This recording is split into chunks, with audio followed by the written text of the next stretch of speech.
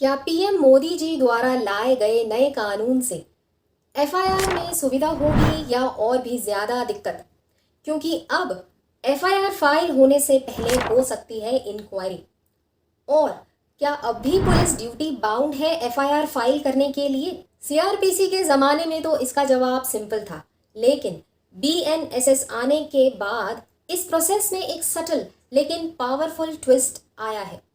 आज के वीडियो में हम समझेंगे सुप्रीम कोर्ट का एफआईआर के कानून पर इम्पोर्टेंट इंटरप्रिटेशन यानी व्याख्या, और क्या है ये ज़रूरी बदलाव जो एफआईआर के कानून में आए हैं, इसके मतलब को भी समझेंगे।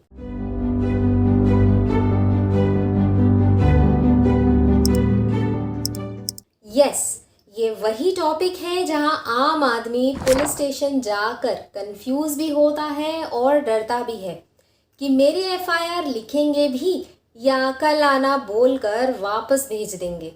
सबसे पहले बात करते हैं एफआईआर के बेसिक स्ट्रक्चर की। तो देखो, एफआईआर का जो कानून था वो पहले the code of criminal procedure यानी सीआरपीसी में दिया गया था, जिसे अब बदल कर भारतीय नागरिक सुरक्षा संहिता इन शॉर्ट बीएनएसएस में दे दिया गया है। सीआरपीसी का सेक्शन 154 ये कहता है कि अगर किसी कॉग्निजेबल ऑफेंस यानी संज्ञेय अपराध की क्रेडिबल इंफॉर्मेशन मिलती है तो ये पुलिस ऑफिसर की ड्यूटी है कि वो एफआईआर रजिस्टर करे, वो भी बिना किसी देरी के। इस सेक्शन के अनुसार पुलिस ऑफिसर के पास ये डिस्क्रिशन नहीं था और ना ही इंक्वायरी करने का कोई ऑप्शन था। एफआईआर का जो सेक्शन 154 सीआरपीसी में दिया गया था वो अब बीएनएसएस 173 सेक्शन में दिया गया है। बीएनएसएस का सेक्शन 173 क्लॉज 1 भी सेम वही बात बोलता है जो सीआरपीसी का सेक्शन 154 क्लॉज 1 कहता है। दैट इज कि अगर पुलिस ऑफिसर को कॉग्निजेबल ऑफेंस की इंफॉर्मेशन मिलती है तो एफआईआर रजिस्टर करना ज़रूरी है।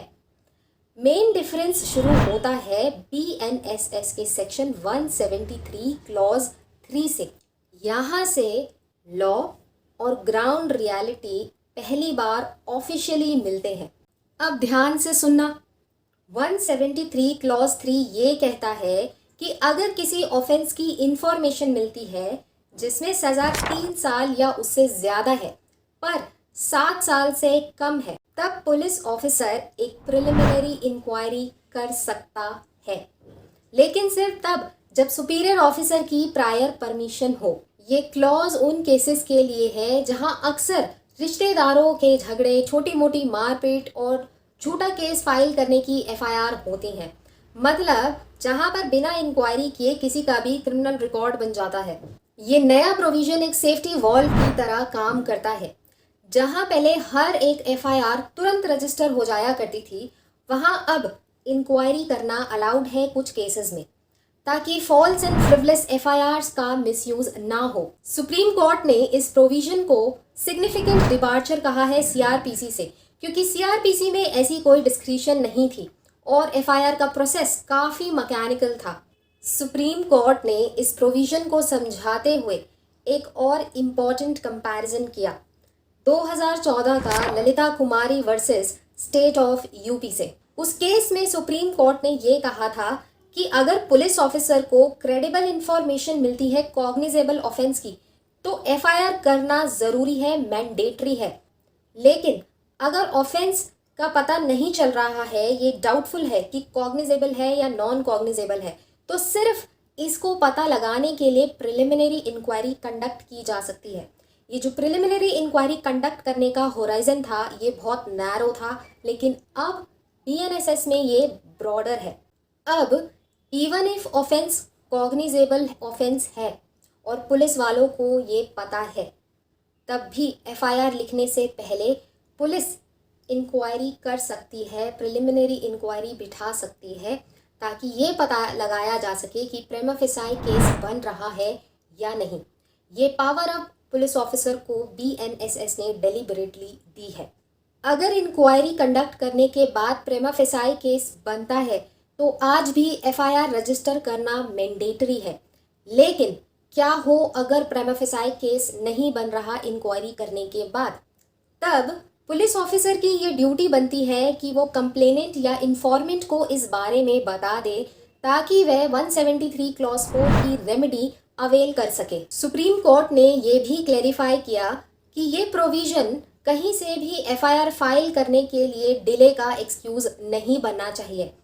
ये सिर्फ एक फिल्टर है, ना कि एक बैरियर, और इसी वजह से बीएनएसएस में पहले से ही ये दे दिया गया है कि प्रिलिमिनरी इंक्वायरी कंडक्ट करने के लिए 14 दिन का टाइम है, उससे ज़्यादा समय आप नहीं ले सकते हो। ये सभी बातें सुप्रीम कोर्ट ने अपने एक recent judgement Imran Pratapgarhi versus state of Gujarat 2025 में कही है, जिसमें गुजरात पुलिस द्वारा कांग्रेस के राज्यसभा एमपी इमरान प्रतापगढ़ी के खिलाफ एफआईआर फाइल की गई थी उनके पोस्ट को लेकर। उस एफआईआर को क्वाश करते हुए सुप्रीम कोर्ट ने इन दोनों प्रोविजंस को कंपेयर किया। ये पोस्ट एक वीडियो क्लिप थी जिसमें उनकी कविता एक खून के प्यासे बात सुनो शामिल थी। ये डिसीजन उन हजारों लोगों के लिए है जो सिर्फ नाम खराब करने के लिए एफआईआर फाइल कर देते हैं। एफआईआर के कानून में जो चेंजेस लाए गए हैं वो कोई सिंपल लीगल अपडेट नहीं है, ये एक डीपर लीगल शिफ्ट है जो सिस्टम को और बैलेंस्ड बनाए रखने के लिए लाया गया है। आपकी क्या राय है इस नए कानून पर?